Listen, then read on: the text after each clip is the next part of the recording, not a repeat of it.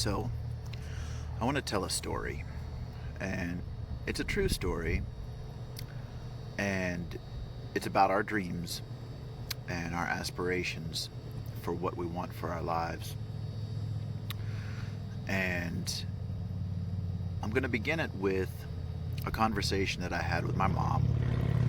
I was 18 or 19 probably, and I remember my mom asking me as we sat at, we had like a bar, in between us.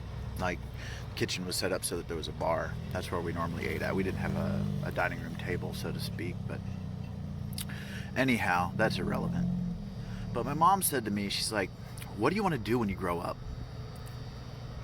It didn't take me much time to tell her because it's always been something prominent, and it's not something that makes me feel like I'm special over anyone. But what it is, and what I told her, I said, "Mom, I'm going to change the world." And she said, "Well, everybody wants to change the world, Matthew. You're going to grow up and, that may change, or, nobody ever really does it." Well, let me tell you, I don't want to say I gave up on that. I've done a lot of things in my life. I signed a lot of petitions and things like that, and I've spoken out, trying to leave the world a better place than what I was brought into it as. And what's really important is that I got sidetracked with some things in my life. And even though that I was sidetracked, I was still reaching for making myself better. I've read a lot of books. I've been through a lot of college campuses and a lot of college classes. And pursuing a dream that I felt would lead me there. But that was a sidetracked dream. Maybe. Looking at what I've come to accomplish now, it really broadened my scope and made me more capable of what I'm doing now and what I've been doing for the last 3 years. So what's really important is you can't ever let your dream go. Like, if that thing that's rooted deep in your soul, feel it, live it. Don't let the world tell you you got to make money. Don't let the world tell you you got to do this, you got to do that. You got to do you. You got to do what makes you special. And more often than not, that deep down, deep rooted desire is often what is really your hopes and dreams and aspirations. And let me tell you, a lot of you are probably like, "Yeah, right, well, whatever, like, let's get rich." I'm not worried about getting rich with what I do. It's the last thing on my mind. At least in the way that you maybe consider it. To me, money doesn't make me rich. All the things that I've learned makes me rich. All the things that I've accomplished, despite being on the wrong path and fighting my future. The last 3 years of my life, after my divorce and everything, the things that it really devastated my world in a lot of ways. But in that devastation, in staying steadfast to my core beliefs, which are rooted in the samurai, the 7 virtues of Bushido, they really helped me stay grounded and maintain who I am and what I would now realize, not so much then, but would now realize how important that foundation was to reaching where I'm at now. See, lately, there's been a lot of people that really appreciate a lot of the things that I've been doing, either my videos, my inspirational videos, or my poetry, or my art. And I've touched the world. We live in a day and age where the world is at our fingertips, literally our fingertips. And I've learned to utilize that in order to bring people to themselves. At least I hope that's what's really going on, because that's what my intentions are. I spend a lot of my time trying to build other people up because I don't compete with anybody else. I know that's a cliche saying now, and there's opposition to it, that you're always in competition to somebody. I'm not. I'm competition to the dark of the world, and I don't mean nighttime. That's it. And myself from yesterday. I'm always trying to better myself and be a better person. But I have touched lives across the entire globe doing what I'm doing, and I am unbelievably thankful for the ways that I've been able to touch people's lives and seen what my creativity can do. I've befriended several people that I can see a change in their art, and whether or not it's them viewing my art and it altering them, which is a very real possibility, because there's several artists out there that touch me in ways that have made me grow and push past that comfort zone.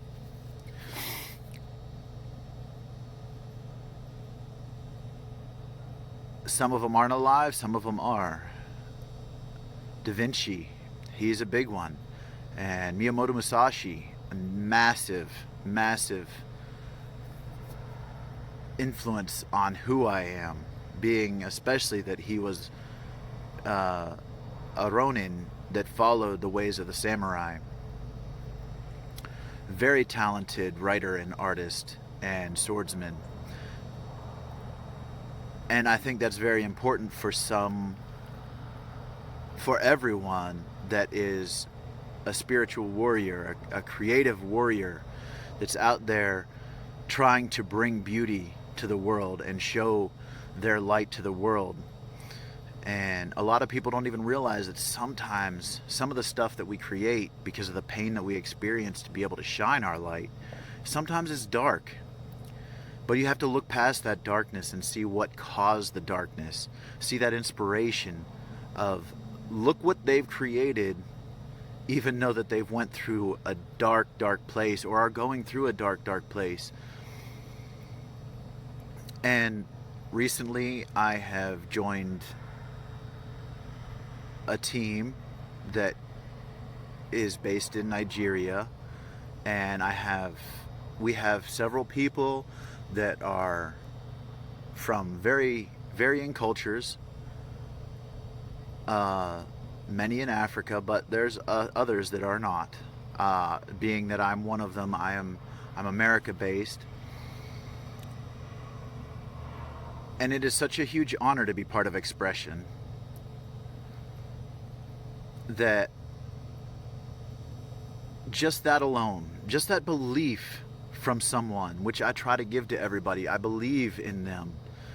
You know, a lot of people don't understand. Like, I've had people tell me, well, I don't see how your work correlates to mine, so I don't support you.